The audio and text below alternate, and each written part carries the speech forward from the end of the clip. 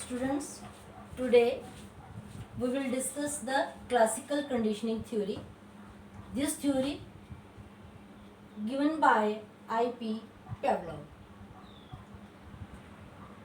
Classical theory जो है learning through association, इसके नाम से भी हम जानते हैं, पेवलियन कंडीशनिंग थ्योरी के नाम से भी जानते हैं, क्योंकि ये पेवलव ने दिया है इसलिए इसको पेवलियन कंडीशनिंग थ्योरी के नाम से भी जानते हैं, या SR एसोसिएशनिस्टिक थ्योरी।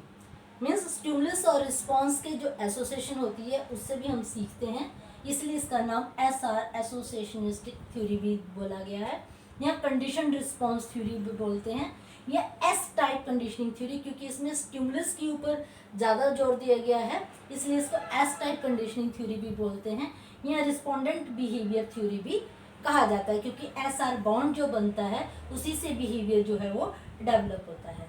तो learning take place by conditioning. Pavlov के अनुसार लर्निंग कैसे होती है? थ्रू कंडीशनिंग, कंडीशनड हो जाता है। कंडीशनिंग क्या है? यहाँ जो मेन बात है वो है कि कंडीशनिंग क्या होती है। Conditioning means modification of natural response. It is association of original response with the new artificial stimulus. Means कि जब जो ओरिजिनल स्टिमुलस की जगह आर्टिफिशियल स्टिमुलस भी सेम रिस्पॉन्स देना शुरू कर दे तो उसको हम कंडीशनिंग का नाम देते हैं। पेवलोव जी जो होते हैं ये एक फिजियोलॉजिस्ट थे। इन्होंने एक डॉग के ऊपर उनके गैस्ट्रिक डाइजेस्टिव सिस्टम के ऊपर जो है ये काम कर रहे थे, इसके लिए इनको नोबेल प्राइज भी मिला। इनके अनुसार जो हमारी बॉडी है इसमें दो तरह के रिफ्लेक्सेस पाई जाती हैं। फर्स्ट फिजियोलॉजिकल रिफ्लेक्सेस और दूसरा है psychic reflexes. Physiological reflexes means it is an इनेट process which control the amount of gastric secretion depending on the kind and amount of food in the stomach of the organism. Means कि ये हमारे आंतरिक क्रिया है। जितना organism के पेट के अंदर खाना होता है उतने ही वो जो है उसके जो गैस्ट्रिक सिक्रेशन है वो उतनी ज़्यादा बनती है। उसकी अमाउंट जो है या उसका प्रकार है वो किस पर डिपेंड करता है कि ऑर्गेनिज्म के स्टमक में कितना फूड है। Then psychic reflexes. Psychic reflexes, your secretion occurs only as a result of its particular experience. Means व्यक्ति जो है सिक्रेशन एक तो हो गया जब हमारे फिजियोलॉजिकल रिएक्शंस की वजह से जो हमारे अंदर जो चेंजेस आती हैं, लेकिन कई बार केवल हमारे एक्सपीरियंस के थ्रू भी जो हमारे रिफ्लेक्सेस काम करती हैं उनको साइकिक रिफ्लेक्सेस का नाम दिया गया है। इन 1904 पेवलव जो है उन्होंने एक एक्सपेरिमेंट किया जो कि उन्होंने एक डॉग के ऊपर लिया था। उनका सब्जेक्ट क्या था? डॉग था। The dog salivary glands were operated upon so as to make it possible to collect the saliva through a glass tube in a vessel outside the dog's body. उन्होंने क्या किया कि एक कुत्ता जिसका कि उन्होंने ऑपरेशन करके एक ट्यूब उसके स्टमक में डाल दी और उसमें देखा कि कितनी सिक्रेशन जो है वो करता है और उसका एक पार्ट जो है अलग से एक माप के अंदर डाल दिया। अब उन्होंने क्या देखा कि जब भी एक नेचुरल फिनोमेना था, फिजियोलॉजिकल रिफ्लेक्स क्या थी कि जब भी उसको खाना दिया जा रहा था तो उसके मुंह से लार निकल रही थी, ठीक है। लेकिन कुछ समय के बाद जो केयर टेकर था उन्होंने देखा कि जैसे ही केयर टेकर की शूज की आवाज़ आ रही थी तभी वो जो है सिक्रेशन उसका स्टार्ट हो जा रहा था। तो उसको उन्होंने साइकिक रिफ्लेक्सेस का नाम दिया, जैसे कि इस एक्सपेरिमेंट में मैंने लिखा भी है। और फिर उन्होंने क्या किया कि इसके लिए एक एक्सपेरिमेंट किया कि डॉग जिसका ऑपरेशन किया हुआ था उन्होंने उसको उसके सामने जो है जब भी खाना दिया जा रहा था तो एक बेल बजानी शुरू कर दी। और कुछ समय के बाद क्या हुआ कि खाना और बेल दोनों चीज़ें दी जा रही थी तो वो सलाइवा जो है प्रोड्यूस कर रहा था। लेकिन आफ्टर सम टाइम क्या हुआ कि केवल बेल देने से ही उसकी मुंह से सिक्रेशन निकलना शुरू हो गया, सलाइवा निकलना शुरू हो गया। तो इस रिस्पॉन्स को उन्होंने कंडीशन रिस्पॉन्स का नाम दिया है। अब जैसे कि मैं भी इस डायग्राम के थ्रू आपको समझाऊंगी। Before conditioning means UCS means unconditioned stimulus. UCS means uncondition stimulus means natural stimulus. Natural stimulus क्या था? फूड। ठीक है, अब फूड को देखकर क्या है? Natural conditioned response, UCR, unconditioned response. ठीक है, अनकंडीशनड क्या है? सलाइवा मीन्स जो नेचुरल रिस्पॉन्स है, सलाइवा है, मीन्स जब नेचुरल स्टिमुलस दिया जा रहा है तो नेचुरल क्या आ रहा है? रिस्पॉन्स आ रहा है, सलाइवा आ रहा है। UCS अनकंडीशन स्टिमुलस और अनकंडीशन रिस्पॉन्स। लेकिन फिर उन्होंने क्या किया कि इस चीज को बार बार, अब इस चीज के साथ उन्होंने क्या जोड़ दिया? खाने के साथ उन्होंने एक artificial stimulus, conditioned stimulus. Uncondition stimulus क्या है? फूड, और उसके साथ क्या जोड़ दिया? Condition stimulus means bell.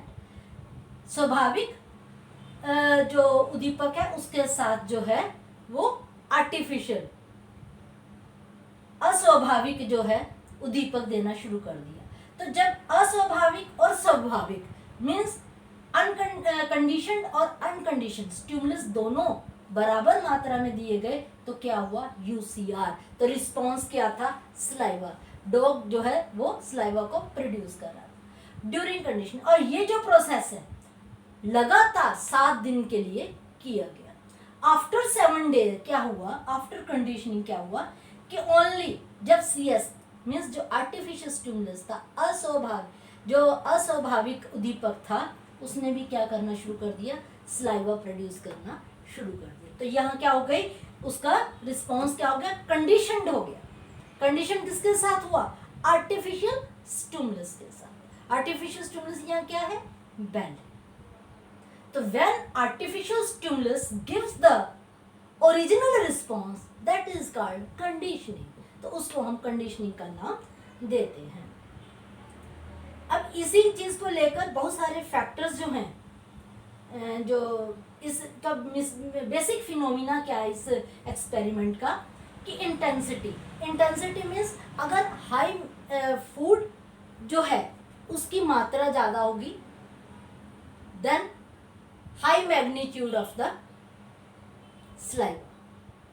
ठीक है, जितना ज़्यादा खाना उतनी ज़्यादा, जितना तीव्र गति से उसको उद्दीपक दिया गया उतनी तीव्र गति से वो जो है रिस्पॉन्स दे रहा है। देन रेपिटेशन, आपने देखा कि हमने बोला क्या कि ड्यूरिंग कंडीशनिंग 7 डेज रोज वही हो रहा है कि भूखे कुत्ते को जब वहां बांधा गया है, खाना आते ही वो क्या कर रहा है?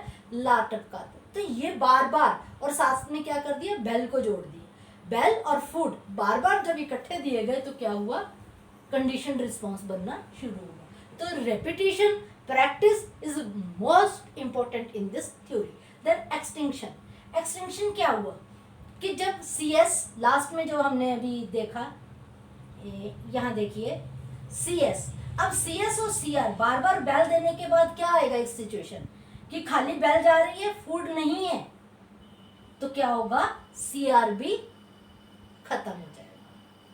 ठीक है, इस सिचुएशन को बोलते हैं एक्सटिंक्शन।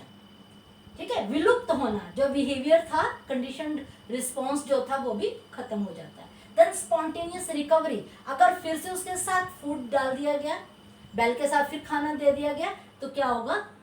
फिर से दोबारा से वही व्यवहार जो हम प्राप्त कर सकते हैं, जिसको कि हमने नाम दिया है स्पॉन्टेनियस रिकवरी। देन अब बात करते हैं इनहिबिशन। अगर ड्यूरिंग द एक्सपेरिमेंट बहुत सारे एक्सटर्नल और इंटरनल इनहिबिशन, कोई रुकावटें होने की वजह से भी जो है हमारे रिस्पॉन्स के ऊपर उसका इफेक्ट पड़ सकता है।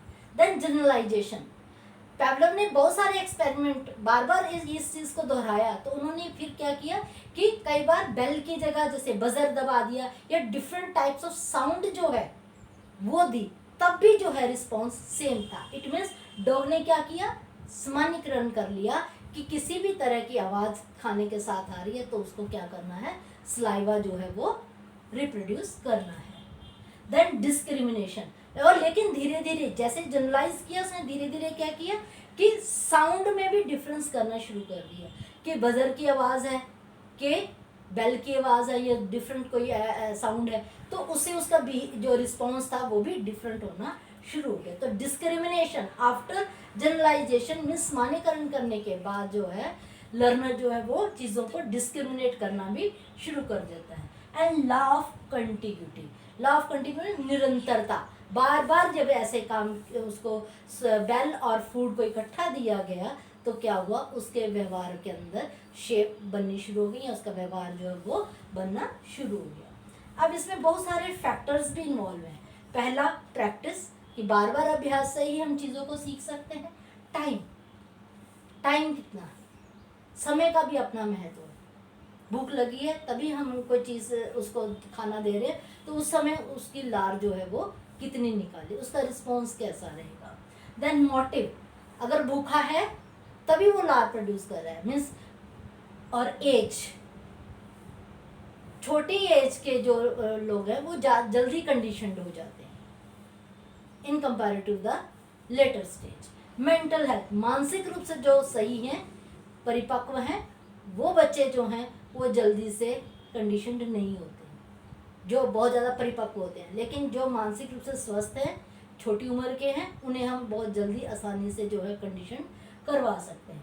देन बेसिक इंटेलिजेंट होना, लर्नर के अंदर अपनी बौद्धिक क्षमता होना बहुत ही ज़रूरी है, तभी वो जनरलाइज कर पा रहा है स्टिमुलस को, तभी वो डिस्क्रिमिनेट कर पा रहा है, तभी वो जो है बार बार अपने बिहेवियर को अमेंड कर पाया है। तो इस तरह से जो है उसका बिहेवियर जो बनता है।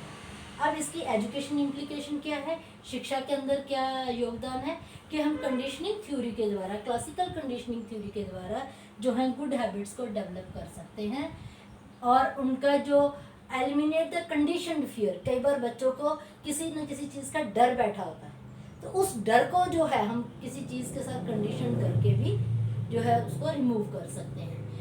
डिसिप्लिन को मेंटेन करने के लिए, अगर एक बच्चा एक दिन उसको किसी चीज़ के लिए आप रिइंफोर्स करते हो कि आपने अच्छा किया, आपको रिइंफोर्समेंट दी जा रही है, और बार बार ऐसी क्रिया करवा के हम जो है बच्चे को डिसिप्लिन भी कर सकते हैं।